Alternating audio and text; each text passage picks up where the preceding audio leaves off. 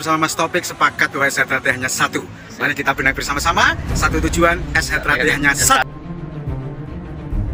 Jangan hanya berperang, saling melawan saudara sendiri. Perang media, perang opini, penyebaran isu, membangun sesuatu propaganda yang hanya menghancurkan PSHT dalam tubuhnya sendiri, dari dalam organisasinya sendiri.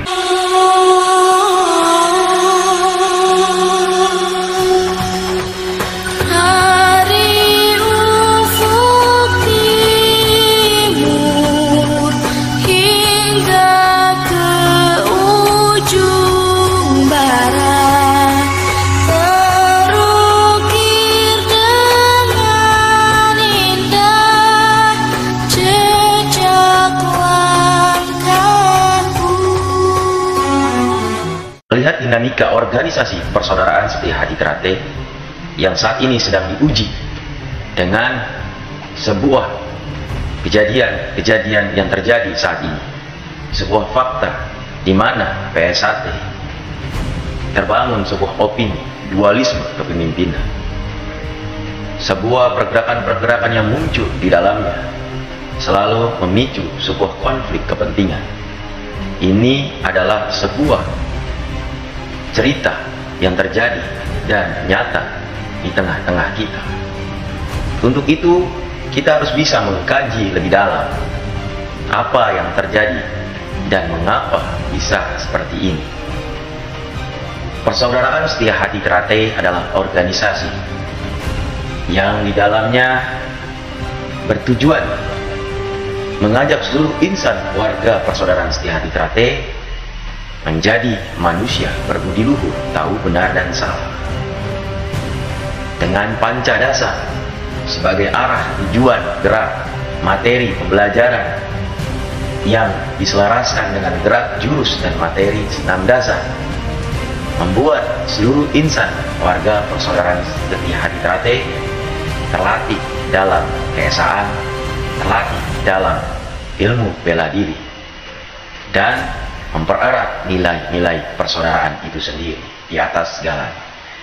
Namun yang terjadi perlu kita garis bawahi, inilah dinamika organisasi yang akan muncul di dalamnya sebuah proses konflik, yang akan muncul di dalamnya raja-raja kecil yang terus menggerus sebuah kepentingan besar, menduduki sebuah kedudukan kekuasaan besar di dalam organisasi dengan berbagai cara, dengan berbagai langkah untuk menguasai, untuk membawa sebuah langkah-langkah kekuasaan menuju kehancuran. Untuk itu, mari kita kaji dari segi watak seorang Sengkuni.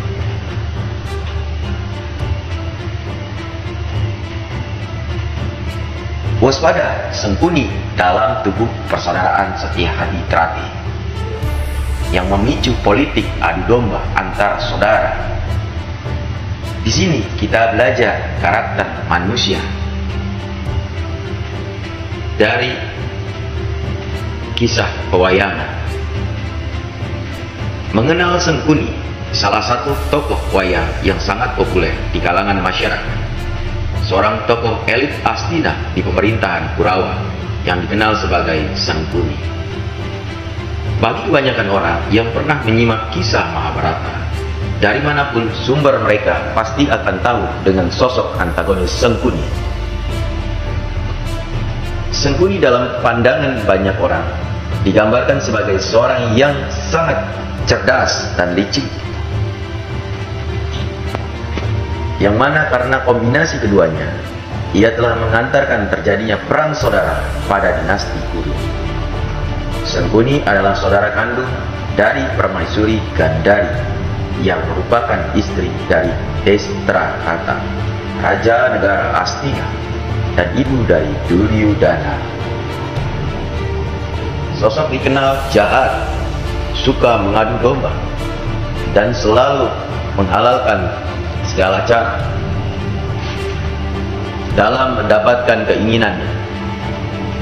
Kisah kejahatan politik Sengkuni bermula ketika kakaknya Dewi Gandari yang dikenal kejam, bengis, dan pendendam meminta bantuannya untuk mencari cara supaya anaknya Duryudana, anak sulung dari 100 bersaudara, menjadi Raja Astina yang masa itu masih dipimpin Pandu Dewanata, adik dari Destrarasta. Strategi adu domba dilancarkan.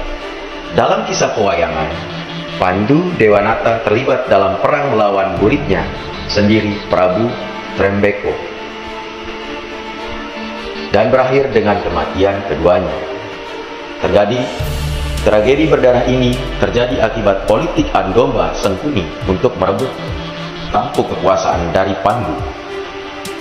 Destrarata kemudian menjadi raja. Sementara setelah kematian Pandu, hingga Pandawa, anak-anak Pandu yang akan mewarisi tahta kerajaan Astina, beranjak dewasa. Namun tidak berhenti sampai di sini.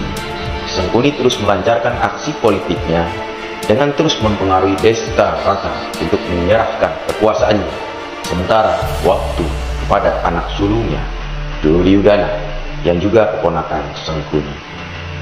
Akhir karena rayuan Sengkuni, Destrarata menyerahkan kekuasaan kepada putra sulungnya Duryudana hanya untuk sementara waktu saja, hingga para Pandawa beranjak dewasa dan cukup usia untuk memimpin Asti.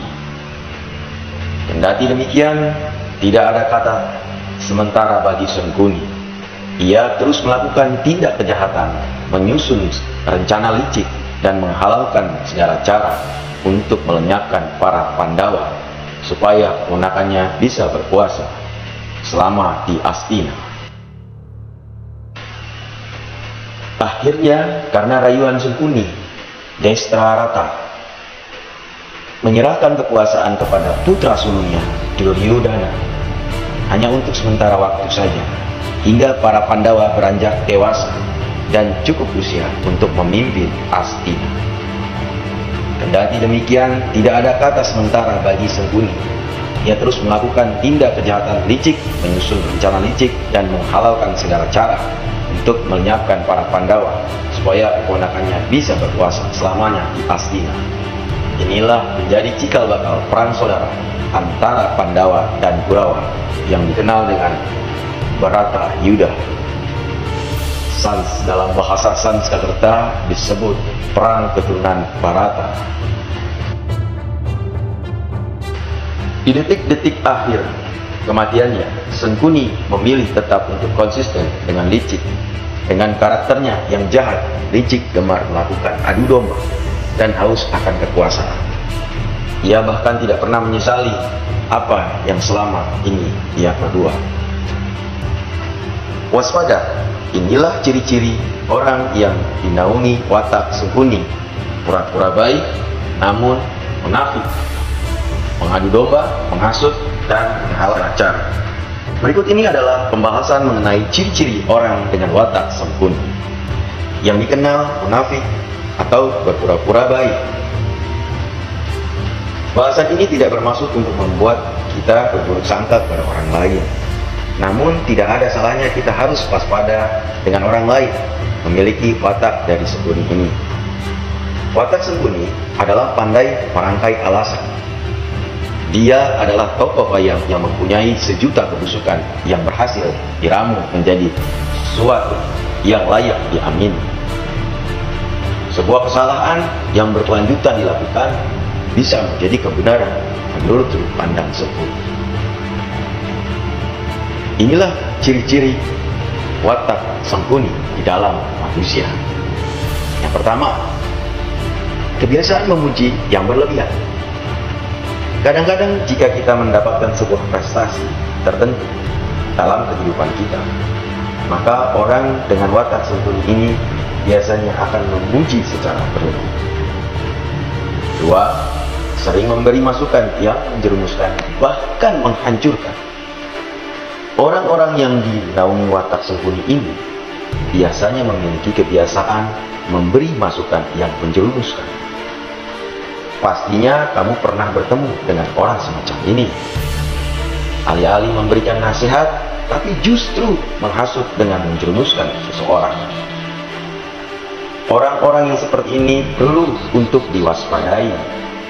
Jika termakan hasutannya, bisa-bisa kamu masuk dalam jurang penistaan serta kehancuran. Tidak bermuka dua. Ciri-ciri orang yang berpura-pura baik atau munafik, salah satunya yaitu bermuka dua. Orang seperti ini banyak sekali ditemukan di lingkungan sosial kita. Orang-orang yang bermuka dua biasanya bermulut manis di depan Anda, tapi mereka juga menjelek-jelekan Anda dari belakang. Hati-hati dengan orang seperti ini, karena dia bisa saja merusak citra Anda kapan saja. 4. Suka menikung dari belakang.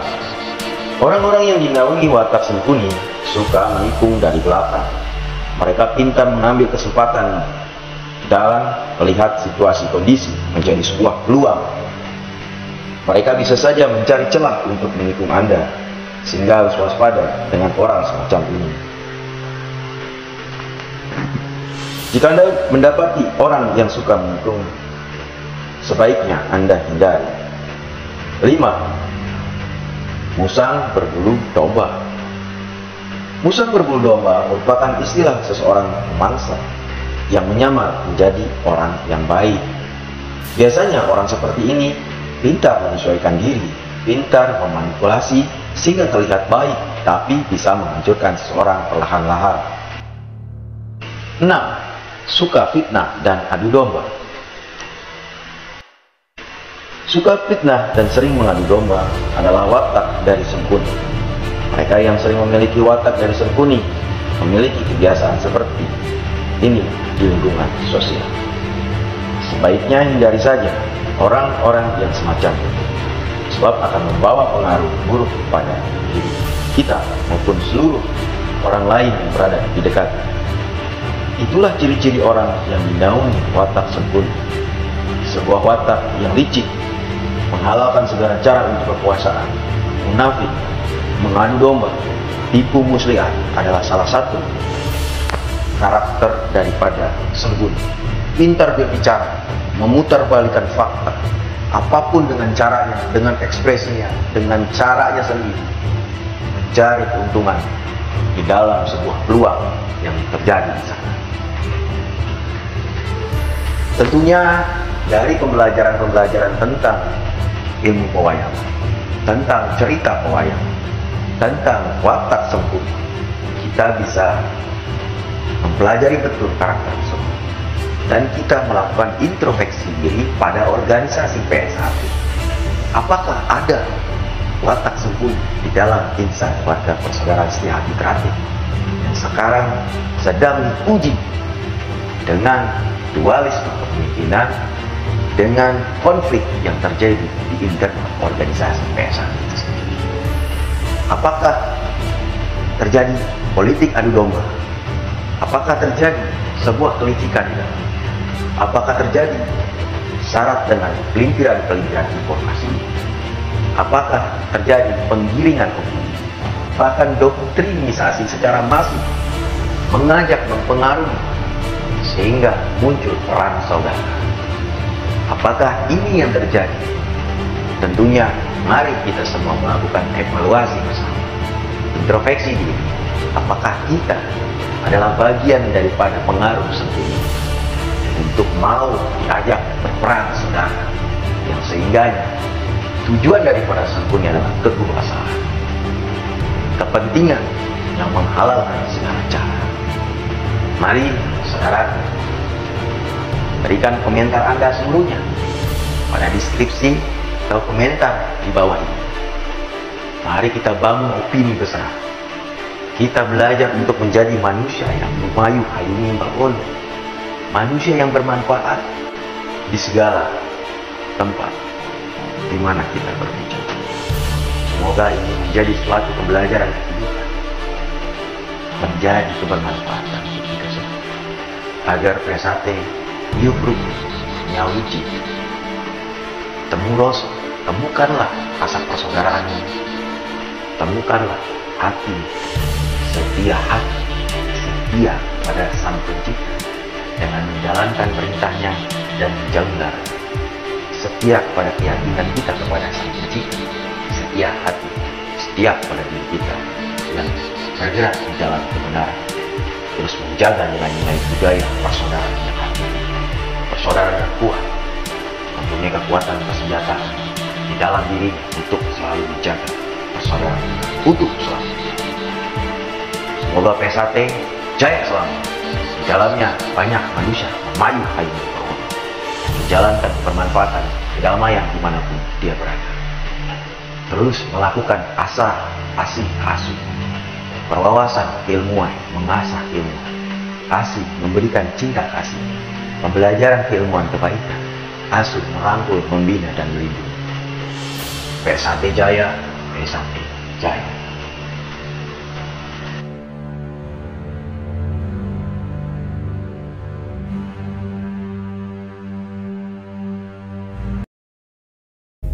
Mekarlah bunga teratai di jiwaku, tanamkan rasa bersaudara hingga nanti bersama, dengan hati bersinar di dada selamanya hingga hancurnya semesta.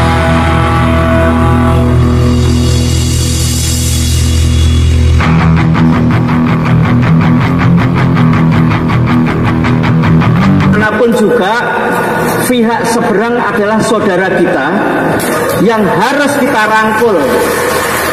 Kita harus tetap pegang prinsip menang tanpa ngasorake.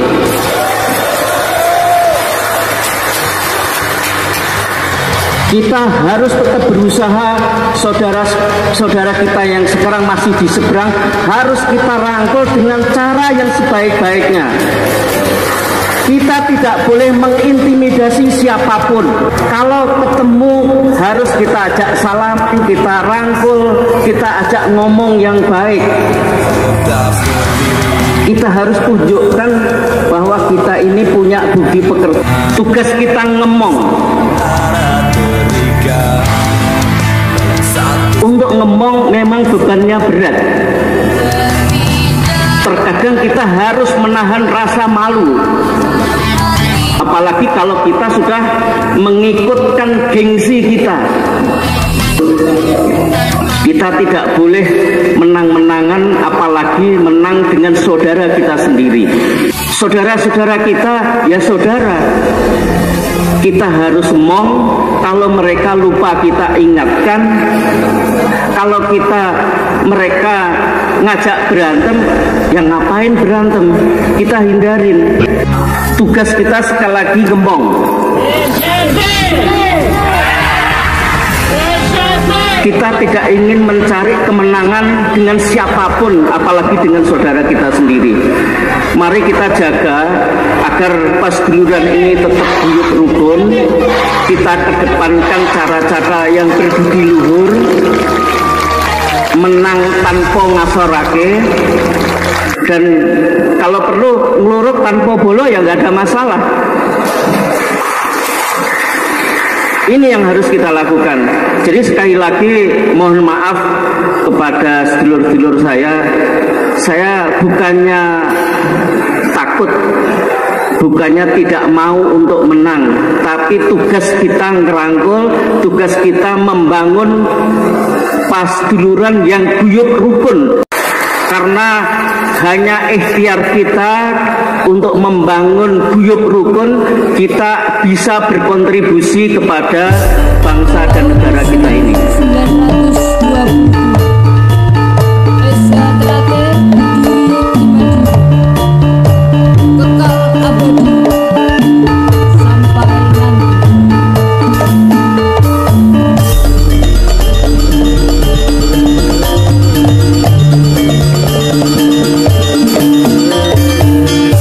Tentunya ini harus bisa menjadi perhatian seluruh pada warga dimanapun berada untuk selalu bisa melihat betul apa maksud daripada informasi tersebut dan jangan mudah terprovokasi.